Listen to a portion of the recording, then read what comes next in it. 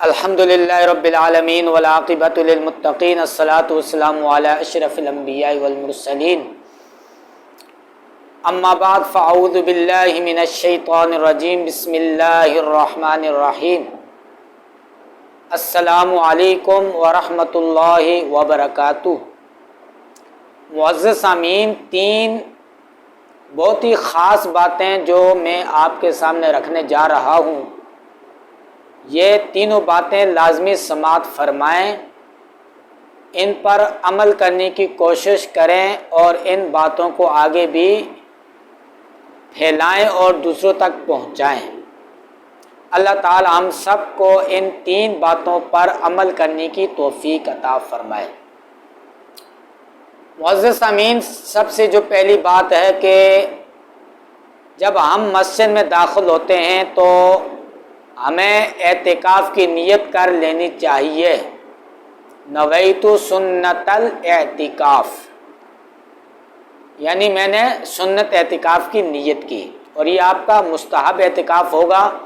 جتنی دیر تک آپ مسجد میں رہیں گے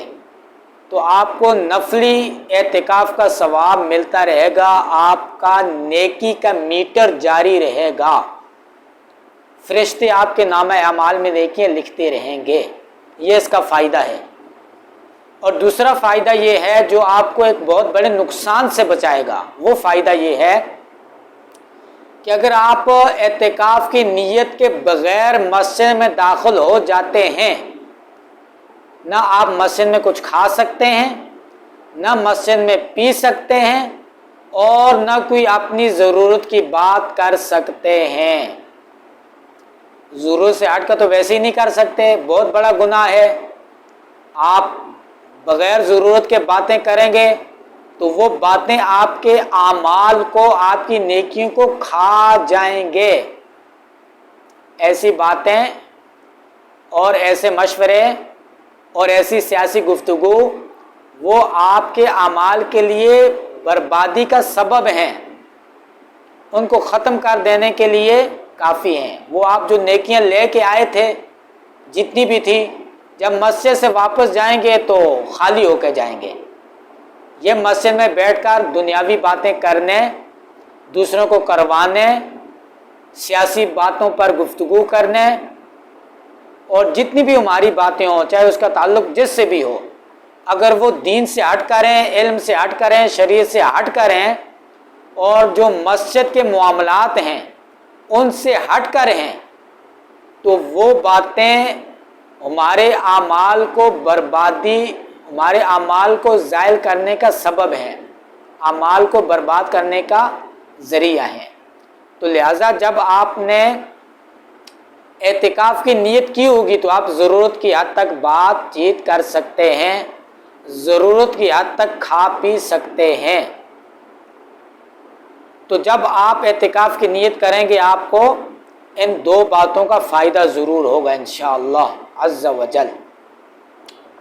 اچھا، دوسری بات جس پہ عمل کرنے کی بہت اشد ضرورت ہے، توجہ کی بہت اشد ضرورت ہے، وہ یہ ہے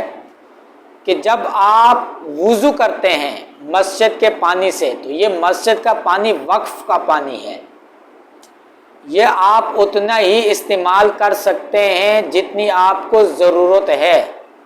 ضرورت سے زیادہ آپ استعمال کریں گے تو آپ گناہگار ہوں گے، آپ سے حساب لیا جائے گا۔ لوگ کیا کرتے ہیں کہ جب آ کر وضو خانے میں بیٹھتے ہیں، نوابوں کی طرح پہلے ٹوٹی کھول لیتے ہیں اور پھر آرام سکون سے وہ اپنی آستین اوپر کرتے ہیں، ادھر ادھر دائیں بائیں دیکھتے ہیں، بات چیت کرتے ہیں، تو اس کے بعد آرام سکون سے وضو شروع فرماتے ہیں۔ تو پہلے آپ آستین اوپر کیا کریں، اچھی طرح اونچی جگہ بیٹھ کر قبلے کی طرف اچھی طرح جب آپ تیار ہو جائیں، اس کے بعد آپ ضرورت کی حد تک ٹوٹی کھولیں اور پانی استعمال کریں۔ اس مسئلے پر بھی بہت توجہ کی ضرورت ہے، یہ وقف کا پانی ہے، ضرورت سے زیادہ استعمال کریں گے تو آپ کی پکڑ دکڑ ہوگی۔ جو تیسری بات ہے بہت ہی ضروری جس کو سمجھنے کی ضرورت ہے، وہ یہ ہے کہ جب آپ وضو فرما لیتے ہیں تو اپنا وضو خشک کر لیا کریں، اگر پورا خشک نہ بھی کریں، کیونکہ اس کی بھی فضیلت ہے کہ جو آپ کے وضو کی تری ہے وہ جب تک باقی رہے گی آپ کو نیکیاں ملتی رہیں گی، اور یہ جو وضو کا پانی ہے، یہ جو تری ہے، یہ آپ کے نامہ اعمال میں رکھی جائے گی قیامت والے دن۔ لیکن کم از کم آپ اتنا خشک کر لیں کہ آپ کے جو وضو کے قطرے ہیں وہ گرنا بند ہو جائیں۔ اگر آپ کے وضو کے قطرے گرتے رہے، اسی حالت میں آپ مسجد میں داخل ہو گئے، تو آپ کو اس کی وجہ سے گناہ ملے گا، آپ گناہگار ہوں گے، کیونکہ یہ مسجد کی بے ادبی ہے کہ آپ کے وضو کا پانی مسجد کے اندر گرے۔ تو لہٰذا جب مسجد میں داخل ہوں تو مسجد میں داخل ہونے سے پہلے آپ اپنے وضو کے قطرے وہ خشک کر کے مسجد میں داخل ہوں۔ اور اس کے ساتھ ساتھ جو ہم بہت بڑی غلطی کرتے ہیں، ہم دیکھتے ہیں کہ نماز ہو رہی ہے، ہماری رکعت نکل جائے گی، اس وجہ سے ہم بھاگنا شروع کرتے ہیں۔ تو یاد رکھیں بھاگنے کی اجازت نہیں ہے، یہ بھی مسجد کی بے ادبی ہے۔ آپ کو چاہیے کہ جب آپ کو اتنی شوق ہے جماعت کی تو آپ گھر سے ٹائم سے آئیں، آپ کو کسی نے روکا تو نہیں تھا، آپ جیسی اذان ہوتی ہے، اذان ہوتی اسی وجہ سے ہے کہ آپ اپنے کام کاج چھوڑ دیں اور وضو کی تیاری کرنا شروع کر دیں، تو آپ تکبیر اولیٰ کو، تکبیر تحریمہ جو ہے اس کو آپ پا لیں۔ اگر آپ نے تکبیر تحریمہ نہیں پائی تو جماعت میں تو آپ ویسے بھی شامل ہو جائیں گے، چاہے وہ 1 رکعت چھوٹے، 2 چھوٹے، 3 چھوٹیں، جماعت کا ثواب آپ کو مل جائے گا، اور جو تکبیر تحریمہ کا ثواب تھا وہ تو آپ ویسے ہی کھو بیٹھے۔ تو لہٰذا آپ اگر مسجد میں بھاگیں گے تو آپ کو اس وجہ سے بھی گناہ ملے گا، یہ بھی مسجد کی بے ادبی ہے۔ تو لہٰذا آپ کو بھاگنے کی ضرورت نہیں ہے، آپ آرام سکون سے اطمینان کے ساتھ مسجد میں داخل ہوں اور اطمینان کے ساتھ تکبیر تحریمہ کہتے ہوئے آپ اپنی نماز کو شروع کریں۔ آپ کو جو جماعت کا ثواب ہے وہ مل جائے گا، لیکن تکبیر تحریمہ کا جو ثواب ہے وہ تو آپ کھو بیٹھے، وہ اپنی سستی کی وجہ سے، اس کو تو اب آپ پا نہیں سکتے۔ اس کو پانے کے لیے ایک ہی بات پہ توجہ دینے کی اشد ضرورت ہے کہ جیسی اذان ہو جاتی ہے آپ نماز کی تیاری شروع کر دیں، تو انشاءاللہ آپ ٹائم سے تکبیر تحریمہ میں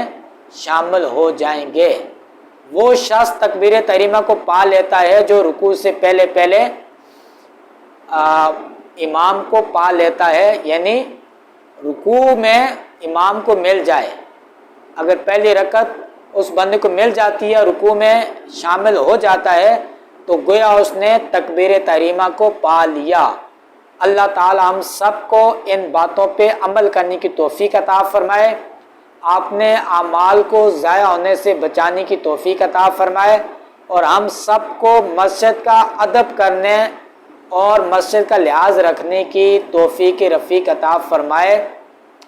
میرے آقا صلی اللہ علیہ وسلم فرماتے ہیں جو شخص مسجد میں آ کر دنیاوی باتیں کرتا ہے